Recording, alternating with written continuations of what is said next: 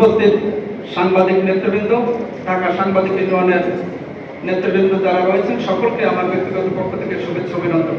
আজকে যে রিপোর্টটি এখানে আমাদের কাছে পেশ করা হয়েছে, রিপোর্টটি ভালোই হয়েছে, কিন্তু এখানে একটি বিষয়, সেটা হচ্ছে আমরা যারা দীর্ঘ 17টি বছর দুঃশাসনের বিরুদ্ধে লড়াই করেছি, আন্দোলন করেছি এবং আমাদের অসংখ্য সাংবাদিকরা জীবন দিয়েছে, এর একটা মাত্র কারণ ছিল যে আমরা মূলত ভোটের অধিকার, গণতন্ত্র ফিরে পাবো। কিন্তু কোন অদৃশ্য শক্তি, কোন কারণে আমাদের নির্বাচনটি স্থগিত হয়েছে, এটা আজকে সবাই জানতে চায়। আমরা যারা প্রার্থী ছিলাম তারা আশাহত হয়েছি, আর যারা ভোটার বা সদস্য তারা ক্ষুব্ধ হয়েছে। এই বিষয়টি আমাদের স্পষ্ট করতে হবে। আর দ্বিতীয় যে কথাটি, আমরা দুঃশাসনের বিরুদ্ধে যারা লড়াই করেছি রাজপথে, তখন ব্যানার ধরার লোক ছিল না, অল্প সংখ্যক লোক ছিল।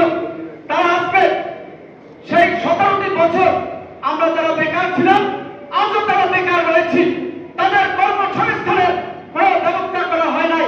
এখানে যারা বসে আছেন আমাদের নেতৃবৃন্দ, তারা অনেকেই বেকার ছিলেন, তারা অনেকেই আমার দেশে চাকরি করেছেন, বিভিন্ন পত্রিকায় তারা চাকরি করেছেন। তারা কিন্তু 17 বছর বেকার ছিলেন এবং তারা মানবেতর জীবনযাপন করেছে। কিন্তু এই 5ই আগস্টের পরে তারা কিন্তু মোটামুটি বিভিন্ন জায়গায় তারা চাকরিতে অবস্থান নিয়েছেন। কিন্তু যারা বেকার সাংবাদিক রয়েছে, আমরা যারা বিভিন্ন হাউজে বিভিন্নভাবে নিগৃহীত, লাঞ্ছিত হয়ে তারা চাকরি হারিয়েছেন, এখন চাকরি যারা পান নাই, তাদের কি ব্যবস্থা করেছেন? ট্রেড ইউনিয়নের কাজে হচ্ছে রুটি রুজির আন্দোলন এবং আপনার চাকরি যারা না পেয়েছে তাদের চাকরির সুব্যবস্থা করা। কিন্তু আপনারা কতটুকু পেয়েছেন সেটা কিন্তু এখানে উল্লেখ নেই। শেষ কথা, আমার সাগররুনি সহ যারা হত্যা হয়েছে, সেই হত্যাকাণ্ডের অগ্রগতি কতটুকু? আমার ভাই রক্ত দিয়েছে এই গণতন্ত্রের জন্য, লিখনের জন্য, সত্য লেখার কারণে তাদেরকে হত্যা করা হয়েছে।